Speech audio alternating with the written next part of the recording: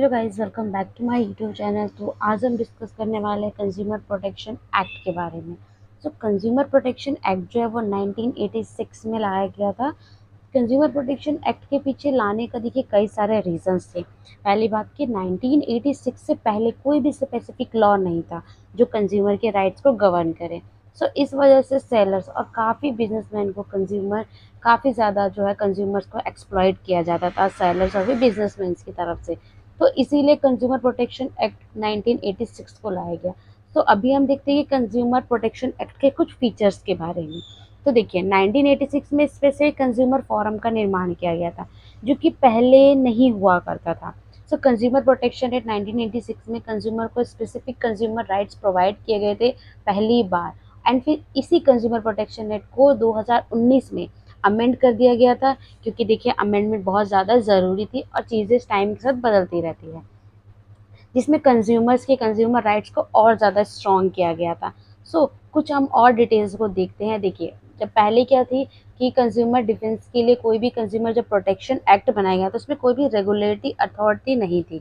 तो सबसे पहले 2019 में सीसीपीए को एस्टेब्लिश किया गया।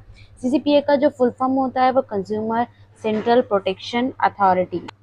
1986 वाले एक्ट में अगर आपको कोई भी कंज्यूमर कंप्लेंट फाइल करनी होती थी तो देखिए आपको सेलर के जुरिडिक्शन के हिसाब से करना होता था।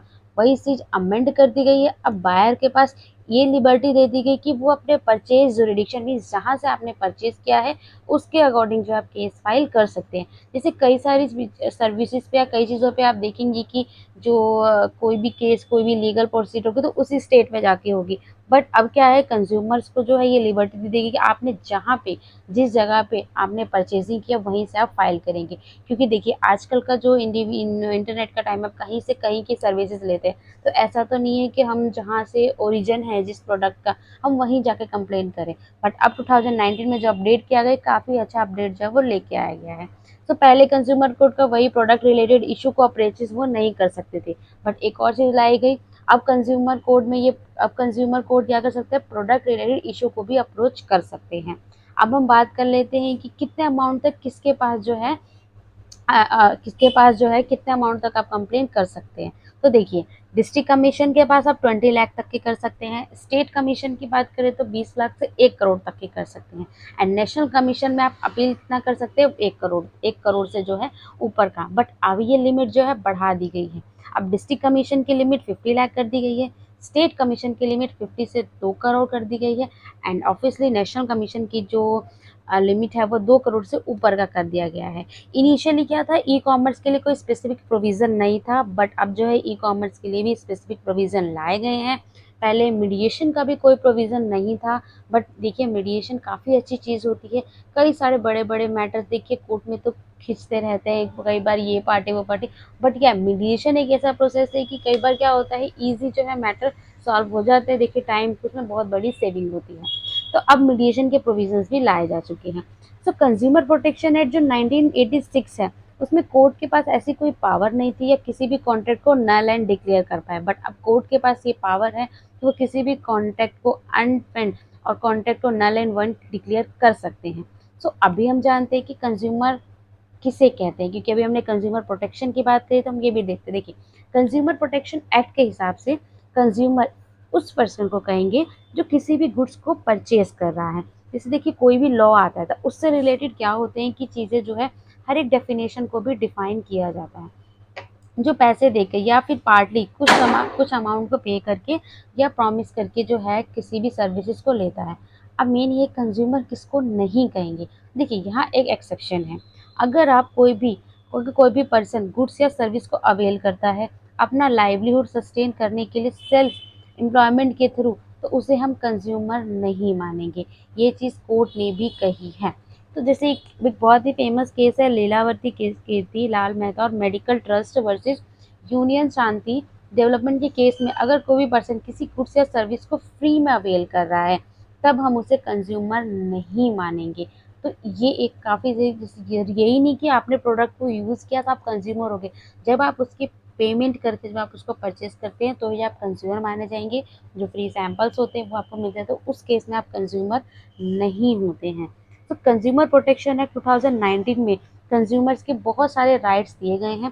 फर्स्ट हम क्या कर लेते हैं, हम 6 राइट्स को डिस्कस करते हैं। देखिए, एक-एक करके अब हम उसको डिस्कस करते हैं। सबसे पहले 1 to be product right to be protected.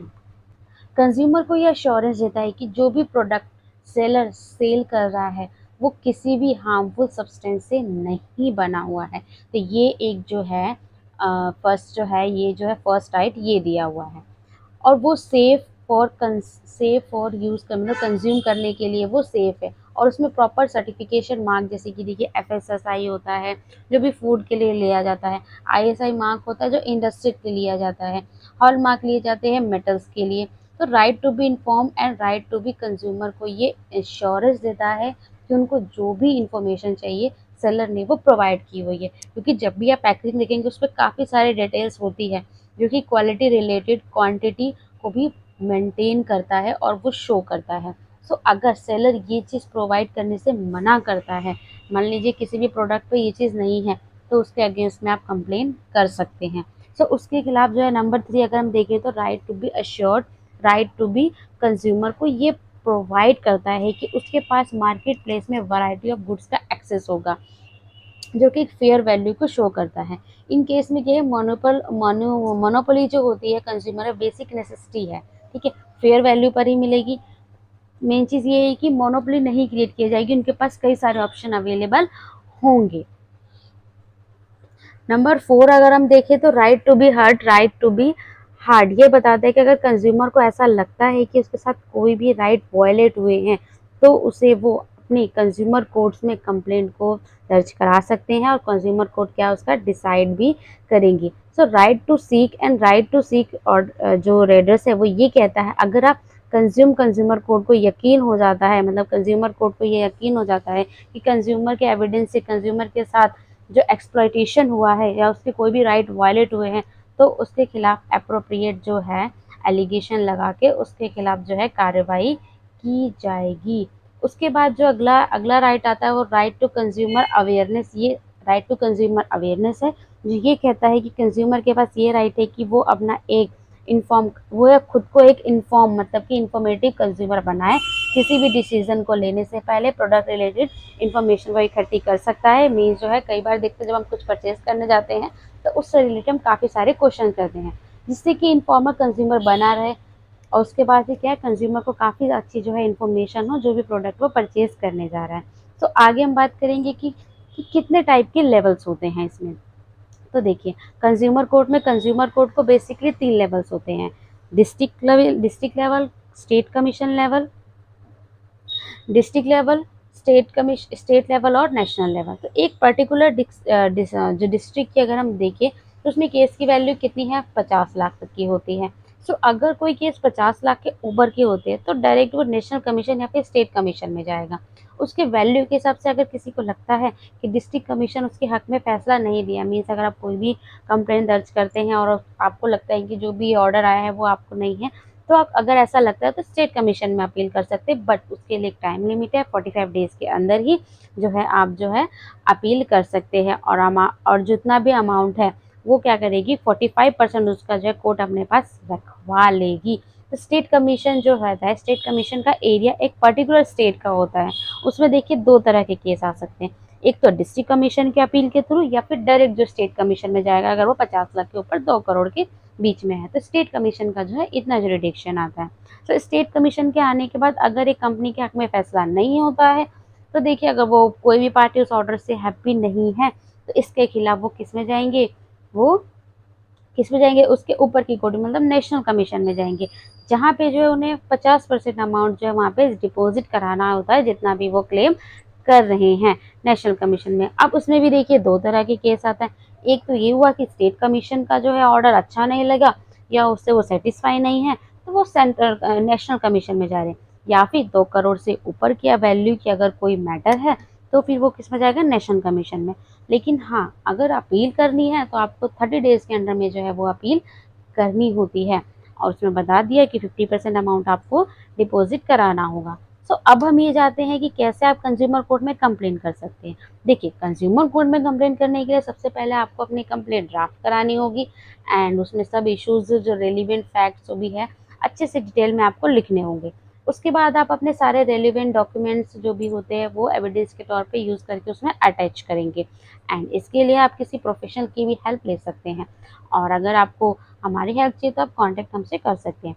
बाद में देखिए अप्रोप्रिएट केस सोर्सेज लड़ने से देखिए ये एडवाइस है ताकि आपका प्रोसेस जो है ईज़ी हो जाए। सो कंज्यूमर कोर्ट में जो है स्टेजेस के अकॉर्डिंग आप जो है केस फाइल करवा सकते हैं। सो अब हम ये डिस्कस करते हैं कि नंबर 1 की सबसे पहले filing and admission and complaint. सबसे पहले देखिए क्या करना होता है। सबसे पहले आपको अपनी कंप्लेंट फाइल करनी होगी। उसके बाद कोर्ट देखेगा कि क्या वो कंप्लेंट अप्रोप्रिएट कोर्ट फीस दी है। अगर नहीं दी है तो देखिए आपको अप्रोप्रिएट कोर्ट फीस सबमिट करनी होगी।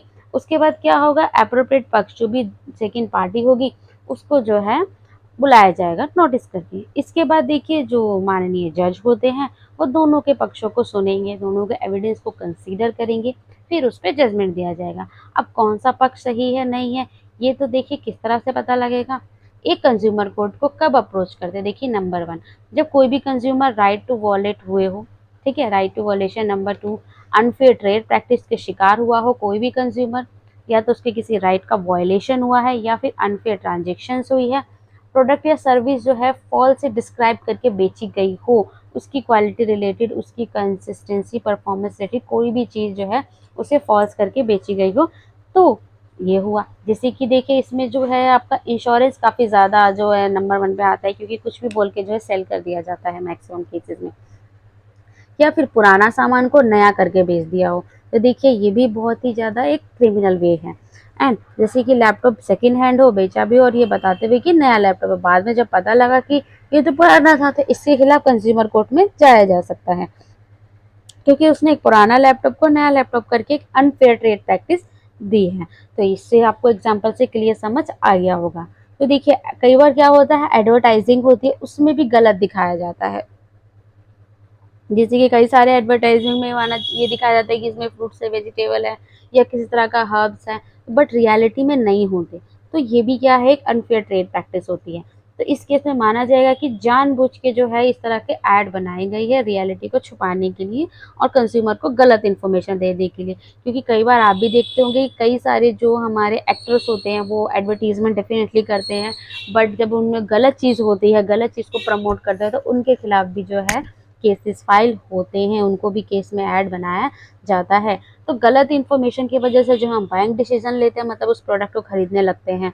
तो इसका एक और एग्जांपल देखते हैं। देखिए मान लीजिए एक कंपनी है XYZ लिमिटेड, इसका हम नेम रख लेते हैं। वो ये क्लेम करती है कि उनका जो मेडिसिन है किसी भी तरह की कैंसर की डिजीज़ को क्योर कर सकता है, बट उनके पास ऐसा कोई भी डॉक्यूमेंट्स नहीं है। तो उसने क्या, अगर कोई पर्सन उनकी मेडिसिन खरीदते हैं तो डेफिनेटली वो क्या, उन्होंने ऐड में गलत चीज़ दी गई उस हिसाब से खरीदे और वो ठीक नहीं हुआ, मे बी उनको कोई और प्रॉब्लम होगी। तो इसका क्या है, जब कोर्ट में केस जाएगा तो जो चीज़ डिक्लेयर कर रहे हैं कंपनी ऐड में उसको वो प्रूफ देना होगा। तो इन चीज़ को जो है बहुत ध्यान से समझना होता है। तो हम आगे देखते, देखिए फेमस कंज्यूमर केस डिस्कस कर लेते हैं। देखिए सबसे पहले एक केस था, कुछ फेमस केसेस में हम बात करते हैं। सबसे पहले एक केस था हरस सिंह वसेटा बटालेट्स। इसमें हरन सिंह इसमें हरस सिंह ने बाटा से 2 पेयर ऑफ शूज़ खरीदे थे। इसका नाम क्या है, हरस सिंह वर्सेस बाटा लिमिटेड। तो हरस सिंह ने क्या किया था, इसमें जो है 2 पेयर्स ऑफ शूज़ खरीदे थे। उन्होंने कैरी बैग खरीदा, ठीक है। बाटा ने उन कैरी बैग का चार्ज किया।